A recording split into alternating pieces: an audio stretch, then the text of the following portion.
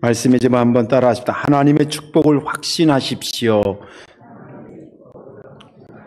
마음의 여유가 생깁니다. 믿음 되시길 바랍니다. 우리가 살다가 예수 믿는다라고 하는 이유 하나만으로 마음이 좀 억울하고 힘들어도 양보하고 참아주고 그럴 경우들이 종종 있습니다. 그럴 때 기분이 어때요? 좀 날아갈 듯이 가벼운 분들이 많으면 좋겠는데 제 경험으로는 마음이 좀 찜찜하고 좀 아마 그럴 것입니다. 그런 경험이 있는 분들이 오늘 말씀을 통해서 많은 위로도 받고 또 새힘도 얻으면 좋겠다 그런 생각을 합니다. 제가 여기 오기 전에 화성에서 목회했다 그랬잖아요. 거기에 89년도에 제가 그쪽 교회로 갔는데 그 당시 교회 건물이 없어서 월세 17병짜리 월세를 운영하고 있었습니다. 주인집 할아버지랑 이제 전임자가 계약을 해가지고 제가 갔을 때 10만 원인가 그랬습니다. 10만 원인가 12만 원인데 그게 우리 교회 월 수입에는 거의 3분의 1 정도 되는 비용이었던 것 같습니다. 교인이 없었기 때문에. 그래서 이제 제가 89년도부터 94년도에 우리가 교회를 지어서 나갔으니까 한 6년 정도 거기서 이제 그 월세교회에서 있었습니다. 여러 즐거운 일도 있었지만 6년 동안 여러 힘든 것도 있었는데 그 중에 하나가 월세 계약서를 쓰는 날이 저에게는 엄청나게 힘들었습니다. 힘든 이유가 크게 두 가지인데 하나는 월세를 팍 올릴까 봐 그게 힘들었고 또 한 가지는 이제 그 할아버지랑 우리 전임자가 계약을 했는데 그 사이에 할아버지가 돌아가셨어요. 그래서 할머니랑 계약을 해야 되는데 이 할머니가 일자 무식이에요. 그래서 이 계약서는 못 쓰니까 자기 큰아들을 불러서 이제 큰아들과 저랑 이제 계약서를 쓰게 했습니다. 거실에 갔는데 뭐 시골집이니까 뭐 거실이 크지 않죠. 거기에 이제 탁자 앞에 이렇게 마주 앉아서 쓰는데 이 큰아들이 꼭 계약서 쓸 때마다 담배를 빠끔빠끔 펴.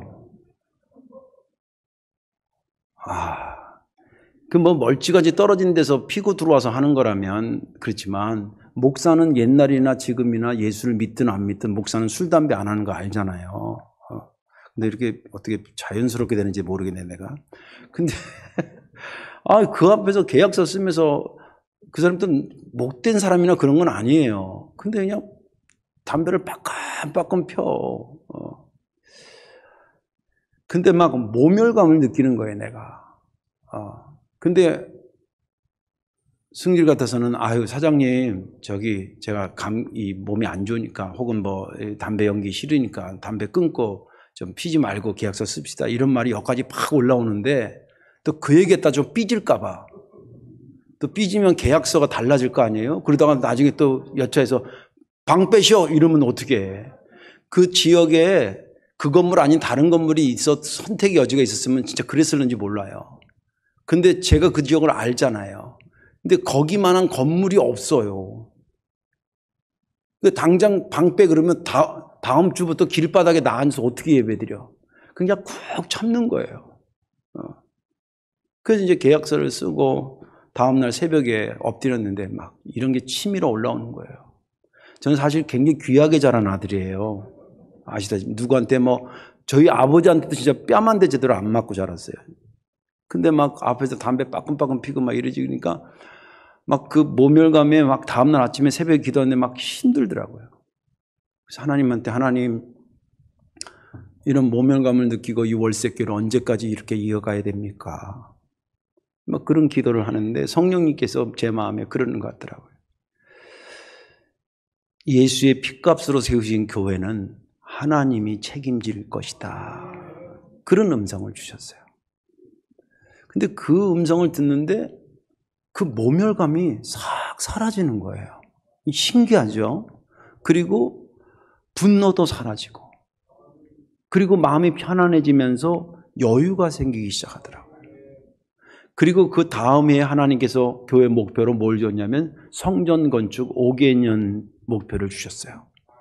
그리고 그 5년 동안 정말 우여곡절 속에 그 5년을 마치고 하나님이 크진 않았지만 땅도 주시고 건물도 허락해 주셨습니다. 하나님의 축복을 확신하십시오. 그러면 마음에 여유가 생깁니다. 오늘 본문에 있는 말씀은 이삭이 아버지 아브라함이 죽고 이제 명실공히 그가 가장이 돼서 식구들을 이제 끌고 삶을 사는데 가뭄이 들었어요. 그래서 애굽으로 내려갈까? 왜냐하면 거기 물이 풍부하고 번화가니까 애굽으로 갈까? 아니면 다른 곳으로 갈까? 이런 고민하고 기도하는데 하나님께서 애굽으로 가지 마라. 블레셋 지역에 차라리 글로 가라. 이건 가나안 지역에 있었으니까 거기 가서 거해라. 그러면 내가 너희 아버지한테 약속한 것처럼 내가 복을 주고 너를 번성케 하고 네 후손도 복되게 하고 그렇게 하겠다. 그런 약속을 주십니다. 그 약속을 받고 이제 블레셋 지역으로 이스라엘을 이제 길 따라죠. 이렇게 고구마를 세운 것처럼 길 따라는데 서쪽으로 가운데가 산맥이 있고 서쪽으로 가면 이제 블레셋 지역이 이렇게 있는데 거기에 그랄이라고 하는 지역에 기거하여 살기 시작합니다. 거기 가서 이제 살려니까 농사도 짓고 그런데 농사를 이스라엘 백성은 좀 이따 더 설명하겠습니다. 이스라엘 백성은 유목민이에요. 원래 본업이. 근데 이제 유목민이라도 맨날 고기만 먹는 게 아니라 곡식도 먹어야 되고 야채도 먹어야 되니까 농사를 짓는데 농사 안 지어보던 농사를 지었는데 그 하나님이 복을 주시사 그 해에 100배나 거뒀다. 그렇게 성경은 말해주고 있어요. 그리고 양은 양대로 막 그 수가 점점 늘어나고 그러다 보니까 수입도 더 생기고 또 관리하려니까 종들도 더 많이 되고 아무튼 큰 거부가 됐다. 큰 부자가 됐다. 그렇게 성경은 말해주고 있습니다. 그러면서 문제가 시작됐습니다. 블레셋 입장에서 보니까 굴러온 돌이 박힌 돌을 빼는 것 같은 느낌이 드는 거예요. 맨 처음에 그냥 별로 이렇게 부자도 아닌 게 와가지고 산다고 사니까 뭐 사나보다 그랬는데 이 사람이 농사도 잘 돼, 무슨 양도 키워, 막 종들도 많아져, 막 이러니까 시샘을 내리기 시작합니다. 시샘을. 그래가지고 그가 쓰고 있는 아버지 때부터 썼던 그런 우물들을 막 메꿔요. 메꿉니다. 그리고 급기야는 그 블레셋이 이제 도시국가긴 한데 그 도시국가의 왕인 여기 아비멜렉이 이삭을 찾아서 뭐라 그러냐면 당신이 우리보다 이제 훨씬 더 강한 족속이 됐으니까 여기를 좀 떠나달라고 그렇게 얘기를 합니다. 그러니까 이삭이 여러분 생각해 보세요. 여기 지금 농사 짓느라고 다 밭갈이하고 또 양 키우고 사람들도 이제 많아지고 그러는데 그래서 이제 살만한데 나가라는 거예요. 기분이 어떻겠어요? 그런데 두 말 않고 거기를 떠나줍니다. 그래가지고 골짜기로 갑니다. 여러분들 인류학 같은 거 공부하면 평지에 주로 강한 민족이 살았고요. 거기에 치여가지고 밀려난 사람들이 산족들이 됐어요. 제 중국 가서도 산족들 여러 만나고 그러는데 산족들이 착해. 그래서 보면 밀려간 거예요. 그래서 골짜기로 갔다는 거예요. 골짜기로 갔으니까 이제 거기서 또 살려니까 우물을 파야 되지 않겠어요? 우물을 파았는데 우물 파다가 마치 로또 복권이 당첨된 것처럼 생땅을 파서 우물 파는다가 거기다 샘의 근원을 찾아낸 거예요. 그러니까 얼마나 좋아요. 그런데 그 소식이 또 블레셋 사람들한테 들린 거예요. 그러니까 또 쳐들어왔어. 와가지고 이거 원래 우리 샘이었다고, 이거 우리 우물이었다고 막 우겨대는 거예요. 그러니까 이삭이 거기 또 화딱지가 여기까지 왔지만 양보하고 또 좋게 얘기하면 양보고요. 나쁘게 하면 빼앗기고 또 딴 데로 가서 거기 우물을 또 파는데 거기서 또 우물이 터져 나오니까 또 뺏으러 와. 그 이제 안 되겠다 해서 좀 멀찌감치 가야 됐다 그래가지고 딴 쪽으로 갔는데 르호봇이라고 하는 그 우물을 팝니다. 그랬더니 좀 멀어서 그런지 잘 안 들어와서 이제 잘 됐구나. 여기서 이제 뭐가 잘 되나 보다. 이제 그러고 있다가 난데없이 부엘세바로 올라갔다는 얘기가 나와요. 오늘 본문에 보면 그 23절입니다. 이삭이 거기서부터 부엘세바로 올라갔더니 이렇게 나와요. 그래서 많은 학자들이 왜 르호봇에서 그래도 자기가 이제 넓어져서 번성하겠구나 이렇게 얘기했는데 왜 갑자기 또 부엘세바로 갔냐 보니까 조금 딴 데보다 늦게 쳐들어왔던 뿐이지 여기 르호봇에도 그들이 와가지고 괴롭혔다. 그래서 거기가 적당치 않아서 또 옮겨간 거라고 추측하는 게 거의 정설입니다. 지금 몇 번 쫓겨가는 거예요. 그죠? 브엘세바에 왔는데 얼마나 여기까지 화딱지가 찼겠어요. 그런데 그날 밤에 누가 나타나냐면 하나님이 나타납니다.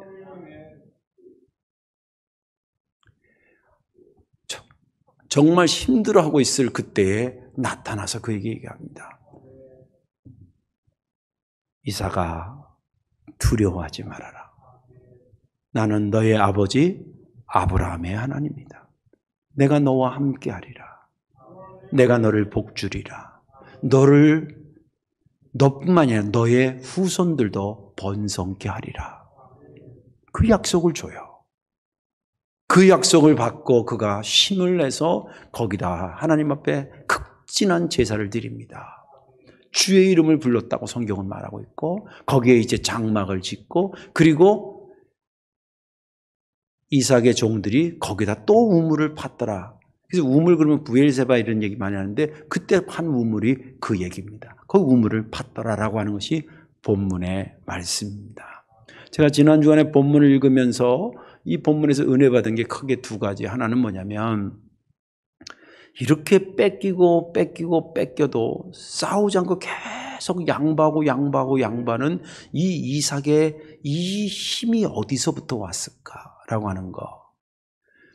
그리고 하나는 마침내 이가 승리자가 됐다. 그게 25절인데 이런 말씀이 기록되어 있죠. 25절에 이삭이 그곳에 제단을 쌓고 여호와의 이름을 부르며 거기 장막을 쳤더니 이삭의 종들이 거기서도 우물을 팠더라. 이 25절 중에서 특별히 종들이 또 우물을 팠더라 하는 얘기예요. 그러면 앞의 내용과 연결하면 우물 파고 뺏겨 우물 파면 뺏겨 우물 파면 뺏겨 그래도 마지막으로 우물을 또 파는 거예요. 그러면 뺏은 블레셋이 이긴 거예요? 끝까지 우물을 파는 이삭네가 이긴 거예요? 이삭이 이긴 거예요. 양보하면서 이긴 이삭이 됐다는 거예요. 이 여유가 어디서부터 온 것일까?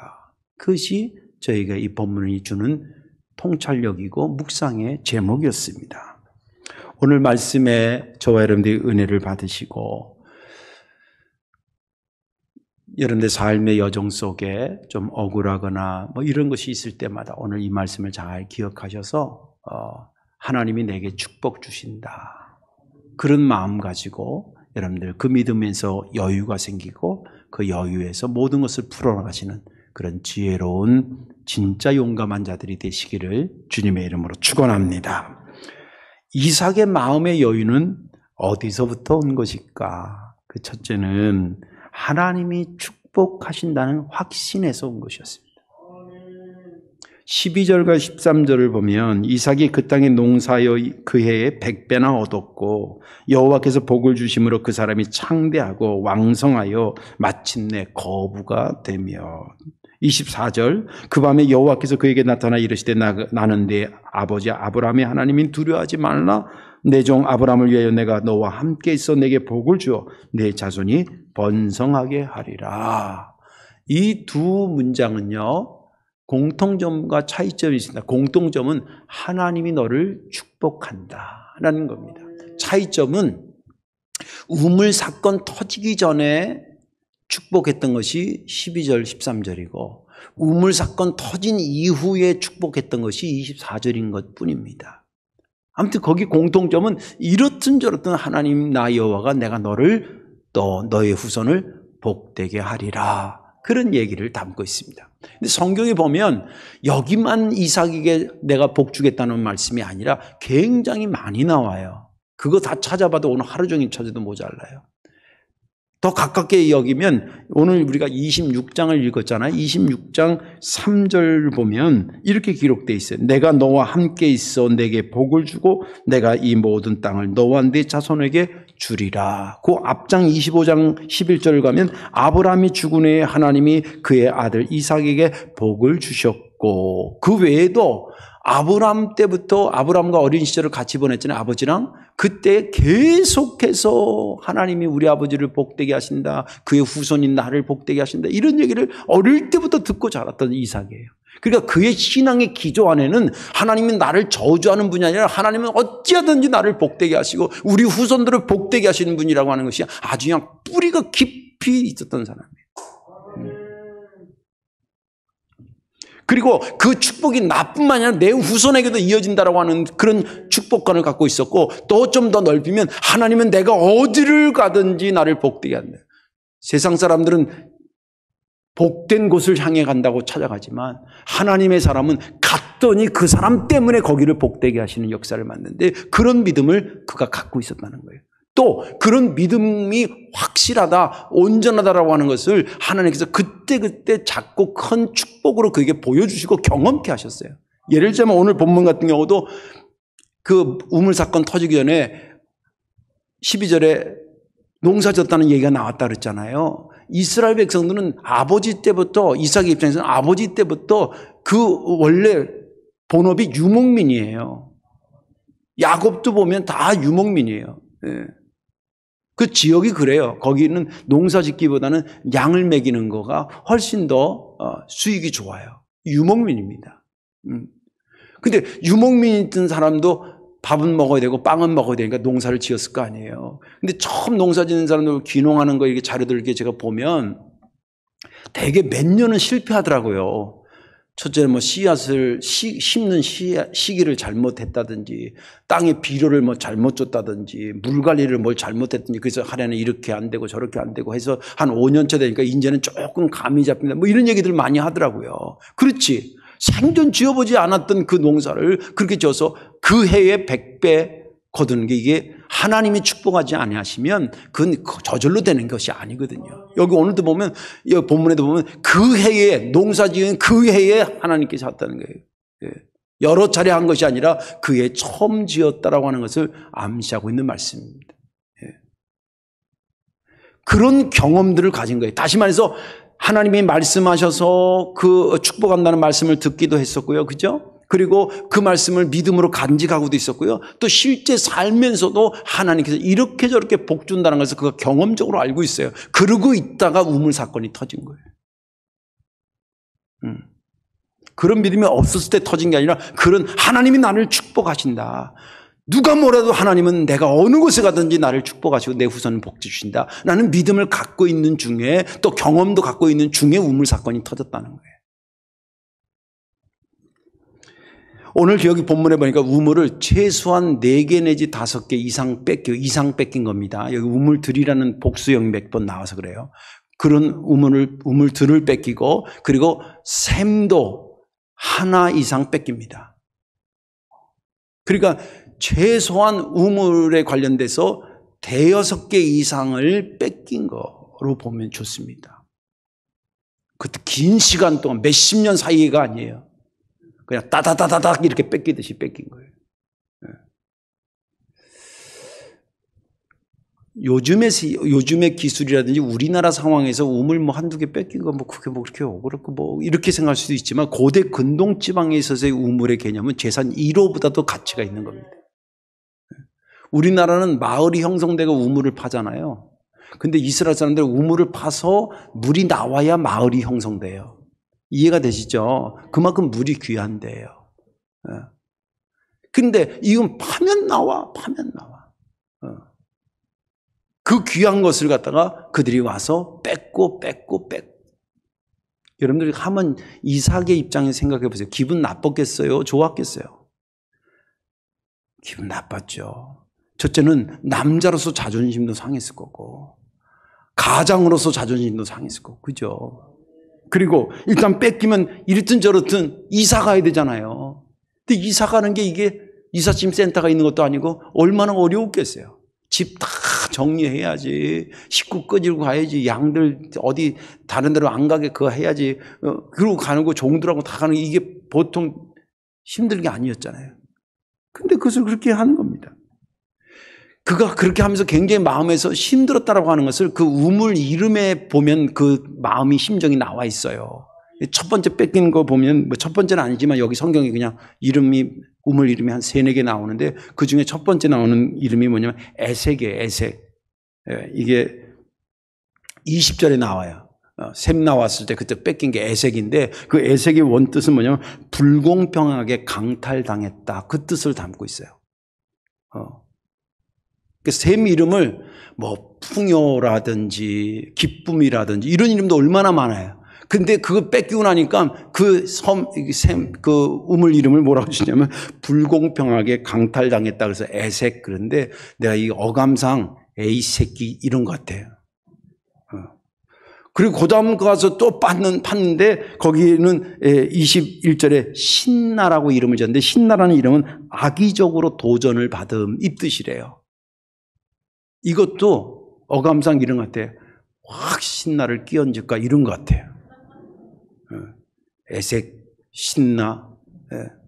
그 이름을 지은 거 보면 지금 이삭의 마음이 뺏기면서 기분이 힘들었다라고 하는 것을 잘 표현하고 있습니다.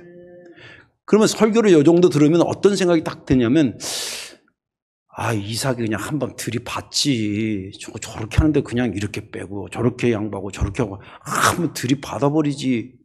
힘이 없어 못됐나? 이런 궁금함을 얼른 가질 수 있습니다. 저도 그렇게 생각했었으니까. 그런데 오늘 본문에 보면 그가 아주 힘이 없어서 무조건 뺏긴 게 아니더라고요. 16절을 정확히 보세요. 아비멜렉, 아까 이 아비멜렉은 블레셋 왕이라고 그랬잖아요. 아비멜렉이 이삭에게 이르되 내가 우리보다 크게 강성한즉 우리를 떠나라. 여기 강성한즉을 제가 영어 성경을 이렇게 찾아봤어요. 그런데 뭐냐면 to는 매우 그런 뜻이죠. too powerful for us 이렇게 돼 있어요. 나에게 너희들이 굉장히 막강한 존재로 다가왔기 때문에 떠나달라 이렇게 돼 있어요. 이게 뭐냐, 네가 부자니까 이제 벌만큼 벌었으니까 딴 데 가서 벌어라 이런 뜻이 아니더라고요. 저는 그런 의미도 좀 혹시 있나 하고 찾아봤더니 아니, 힘의 원리로 얘기해요. 파워풀하다는 거예요. 이 왕이. 그리고 이게 나중에 가면요, 오늘 본문 끝난 뒤에 가서는 이 아비멜렉 왕이 자기 신하들 데리고 브엘세바로 피해 와서 거기서 번성되는 이삭을 찾아와요. 협상하자고. 우리가 미안하다고. 하나님이 너 도와주는 거 우리가 눈으로 확인했다고. 더 커져서 우리 치러 오지 말라는 걸 말하자면. 그런 거 보면 이 말이 아주 근거 없는 것이 아니에요. 중요한 게 뭐냐면, 자, 이제 힘이 없어 뺏긴 줄 알았더니 아니더라고요. 힘도 있었어요, 나름대로. 그런데, 그러니까 한 판 붙을 수도 있고, 한 발 양보할 수도 있었던 것이 이삭의 입장이었다는 거예요. 그런데 그가 한 판 붙는 걸 포기하고, 한 발 양보하는 것으로 선택했다는 거예요. 저는 이게 이삭의 마음의 여유로 봤고, 이런 여유가 어디서 봤나 했더니, 니네들이 아무리 뺏겨도 하나님이 내게 축복하시면 우리 우물 또 팔 수 있어. 그 뜻이에요. 그 신앙이 그로 하여금 여유를 갖게 했고 그 여유가 양보하면서도 다른 데 가서 또 우물을 파서 우물을 얻게 하는 그런 축복을 받게 했다는 것입니다. 자, 이제 우리의 얘기를 한번 가져와 보십시다. 우리는 사실 이삭이 갖고 있는 확신과 축복에 대한 경험들을 다 갖고 있는 사람입니다. 여러분들 여기 이삭이 하나님이 자기에게 복 준다 그러는데 우리도 여기 지금 하나님 믿으면 복 받는다는 거 다 알고 계시는 거 아니에요? 하나님 믿으면 저주 받을 거라고 믿고 여기 앉아 있는 사람 손 들어보세요. 아무도 없어요. 저도 그렇고 여러분도 하나님 다 우리에게 축복하신다고 약속을 믿고 있어요. 그리고 수없이 들어왔어요. 그래서 지금도 그 믿음을 갖고 있어요. 그리고 오늘까지 살아오는 동안에 직간접적으로 크고 작은 하나님께서 그 믿음에 합당한 축복을 저한테는 많이 보여주셨어요. 여러분들에게도 많이 보여주셨을 거예요.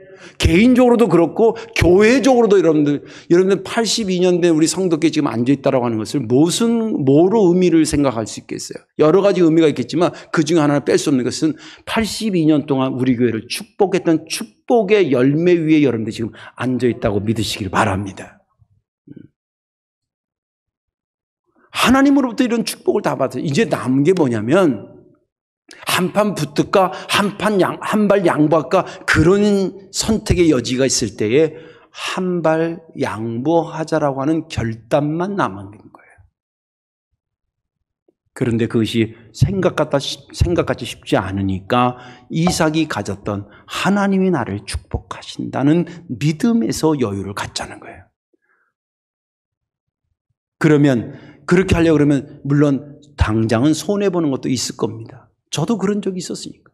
그러나 지나고 나서 보니까요, 하나님이 어떤 형태로든 그 힘든 것을 채워주시더라고요. 믿음 되시길 바랍니다. 하나님의 축복하신다는 믿음을 가지고 있었더니 그것이 여유가 됐고 그 여유로 문제를 풀어갔던 것입니다. 저와 여러분들의 일이 되기를 주님의 이름으로 축원합니다. 마지막 하나는 뭐냐면 이삭의 여유는 어디서 왔냐면 자신의 사명감에서 왔습니다. 26장 오늘 읽지는 않았습니다만 3절 4절에 보면 이런 말씀이 있어요. 이 땅에 거류하면 내가 너와 함께 있어 내게 복을 주고 내가 이 모든 땅을 너와 네 자손에게 주리라. 내가 내 아버지 아브라함에게 맹세한 것을 이루어 내 자손을 하늘의 별과 같이 번성하게 하며 이 모든 땅을 네 자손에게 주리니 내 자손으로 말미암아 천하 만민이 복을 받으리라. 이 이삭에게 한 말인데 아버지 아브라함에게 했던 말까지 다 연결해서 지금 하시는 말씀이에요. 여기는 크게 두 가지가 있어요. 내가 축복한다는 내용과 너에게는 그것을 위해서 해야 될 사명이 있다, 그 뜻이에요. 여기 예를 들자면 내가 네 자손을 하늘의 별처럼 많게 했다, 이것은 축복입니다. 그러나 너 아브라함과 내가 계약했다, 언약했다, 이것은 아브라함에게 있을 사명이었습니다. 어떤 사명이었냐면 하나님께서 많은 사람들이 타락하니까 하나님을 제대로 믿는 사람들을 이 세상에 두고 싶으셨습니다. 그래서 그것을 부른 사람이 누구냐면 아브라함이었습니다. 하나님이 너에게 내가 네 자손을 많게 복되게 할게. 대신 너는 너의 사명을 감당해 줘야 돼. 무슨 사명입니까? 네가 봐라. 주변의 사람들이 하나님 안 섬기잖아. 제대로 믿는 사람은 이렇게 사는 거라는 것을 네가 보여줘야 돼. 그리고 네 자손들이 보여줘야 돼. 그것이 점점 커서 너희가 하나님의 백성이 되고 제사장 나라가 되어줘야 돼. 그 얘기를 아브라함이 듣고 열심히 주의 말씀을 향해 순종하며 살았던 것입니다. 그런데 그 얘기를 지금 이삭한테 하나님이 또 해주는 거예요. 그러면 이삭이 이 이야기를 들으면서 어떤 생각을 하냐면 우리 아버지한테 축복과 사명을 얘기했는데 그 사명의 범위 안에 나도 포함되구나라고 하는 것을 느꼈을 겁니다. 네. 그 믿음의 선조 그룹에 아브라함만 들어간 게 아니라 본인 이삭도 들어가고 그 후손이 누구일지 모르지만 거기 걔네들도 포함되겠구나라고 생각하게 됐다는 거예요.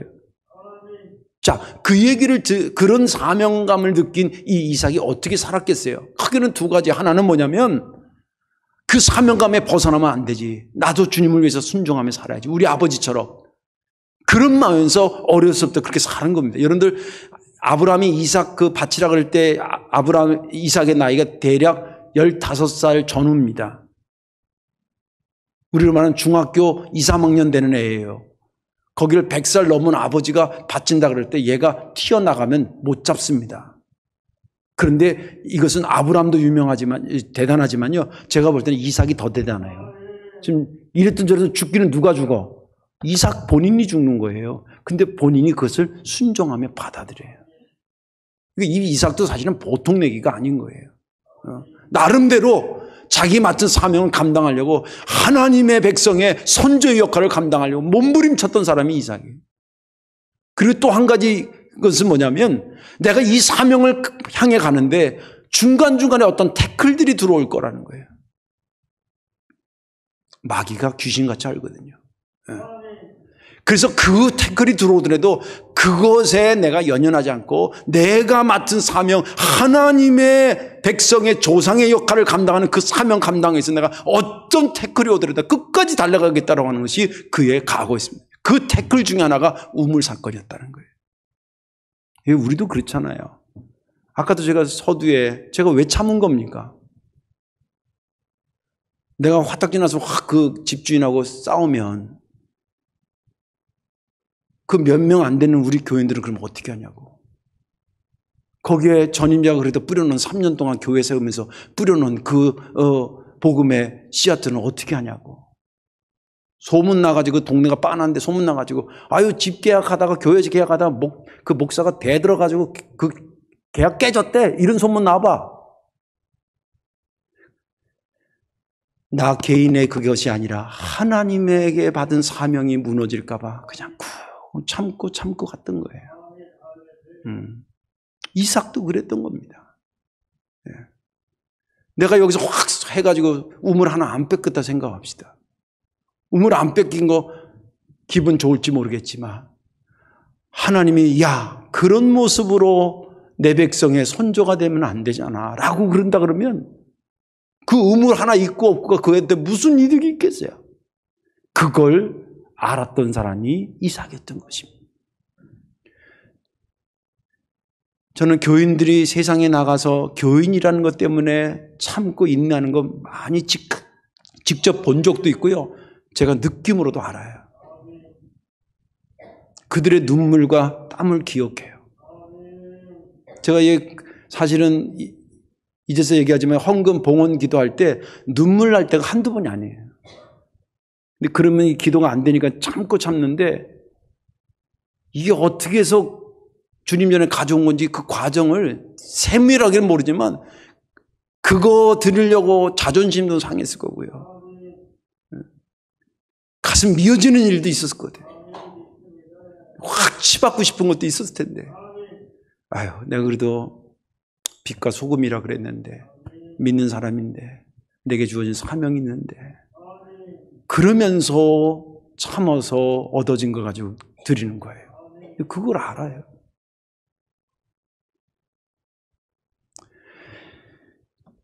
주님께서 그가 당하고 브엘세바로 왔을 때 그날 밤에 나타나요. 24절 보세요. 그날 밤, 여기서 중요한 건 그날 밤이에요. 그날 밤에 하필 왜 그날 밤에 온 거예요? 이삭이 뺏기고 양보하고 뺏기고 양보하고 이래가지고 답답한 심정으로 브엘세바에 왔는데 그때 주님이 나타나서 어깨를 이렇게 쓰다듬는 심정으로 말해주기를 그 밤에 여호와께서 그에게 나타나 이르시되 나는 네 아버지 아브라함의 하나님이니 두려워하지 말라. 내 종 아브라함을 위하여 내가 너와 함께 있어 내게 복을 주어 내 자손이 번성하게 하리라 하신지라. 이 말의 핵심이 뭐냐면 사명이 있으면 죽지 않는다는 거예요. 너에게 사명이 있고 네가 그 사명감을 감당하려고 몸부림치면 너는 절대 누구에 의해서 죽지 않는다. 그래서 기독교에서의 죽음의 개념은 이 땅의 사명이 다 끝난 것으로 개념으로 생각하는 거지. 육신적으로 뭐 약해서 돌아가시다 이건 의학적 판단이고 기독교 신앙의 관점에서 죽음은 사명과 연결되어 있습니다. 이삭이 그 믿음으로 든든했던 것입니다. 너네가 아무리 뺏겨도 내가 가야 될 길이 아직 하나님께서 내게 맡겨준 길이 남아있으면 아무리 우물 수없이 뺏어봐라 내가 물 못 먹어서 목말라 죽게 되는지 그런 여유가 있었던 거예요. 그 여유가 저와 여러분들의 여유가 되기를 주의 이름으로 축원합니다. 여러분들 바울이 끝까지 복음을 증거했는데 죽을 고비가 한 번도 없어가지고 끝까지 간 사람이 아니에요. 혹은 죽을 고비가 한 번밖에 없었기 때문에 거기 간 게 아니에요. 고린도 전서과 후서에 보면 자기가 당하고 죽을 고비를 넘긴 걸 수없이 얘기해요. 돌에 맞아 죽을 뻔하고 물 건너다가 물에 빠져 죽을 뻔도 하고 40에 하나 감한 매를 39대 되는 매라는 거예요. 그걸 3번씩이나 얻어맞고 괴 취급당하고 내가 죽을 고비가 없어가지고 안 죽은 게 아니라는 거예요. 내게 사명 주시는 부르심의 그 상을 향해서 내가 끝까지 달려가겠노라. 그 달려가고 있는 중에는 하나님이 이제 그만하고 이 땅에서 와라. 그때 전까지는 누가 나를 죽이려고 그래도 나는 죽지 않을 것이다. 그분이 나를 보장하실 것이다. 그 사명감에 불타서 끝까지 달려갔던 사람이었습니다. 이삭 역시 그렇고 저와 여러분도 그런 믿음에서 마음에 여유가 있기를 주의 이름으로 축원합니다. 이제 말씀을 정리합니다. 우리가 하루를 살아가는데 내 어깨에 올려진 직책이 여러 가지예요. 대한민국 국민으로서 살아가고 회사의 사장으로 과장으로 직장인으로서의 직책도 있고 가정의 어머니 아버지의 직책도 있습니다. 이거를 위해서도 열심히 살아야 되지만 우리에게는 또 한 다른 직책이 있습니다. 그건 그리스도인이라는 하나님의 백성으로서의 직책이 있습니다. 이 세 가지를 감당해 사는 것도 쉽진 않지만 그러나 이것도 소홀히 살아서는 안 됩니다. 이거를 감당하기 위해서는 얘를 감당하기보다 더 어려운 경우도 억울한 경우도 왕왕 만날지 모릅니다. 그럴 때 절대 잊지 마십시오. 하나님은 나를 반드시 축복하신다는 믿음을 견고히 갖기를 바라고 아무리 태클이 오더라도 내가 맡은 사명이 끝나기 전까지는 누구도 나를 어떻게 하지 못할 것이다는 그런 믿음으로 담대함으로 여유를 가져서 저와 여러분들의 삶이 그렇게 넉넉하면서 또 여유가 있는 그런 믿음의 사람들 되시기를 주님의 이름으로 축원합니다. 기도하겠습니다. 사랑과 은혜가 많으신 아버지 고맙고 감사합니다. 이삭을 통해서 이 땅에 사는 하나님의 백성의 모습을 보게 하시니 감사합니다. 그리스도인이라고 하는 것 때문에 억지로라도 참아했을 성도들의 가슴을 어루만져 주옵소서. 누가 어떠하더라도 내가 너를 축복한다. 너의 후손들을 내가 책임진다. 라는 주의 음성으로 이겨내고 여유 있게 살아가게 도와 주옵소서. 또한 내가 맡은 사명감을 감당하기 위해서 어떤 것이 오더라도 좌로나 우로나 치우치지 않고 반듯하게 걸어가는 그런 믿음의 여유 있게 하여 주옵소서. 예수님의 이름으로 축복하며 기도하옵나이다. 아멘.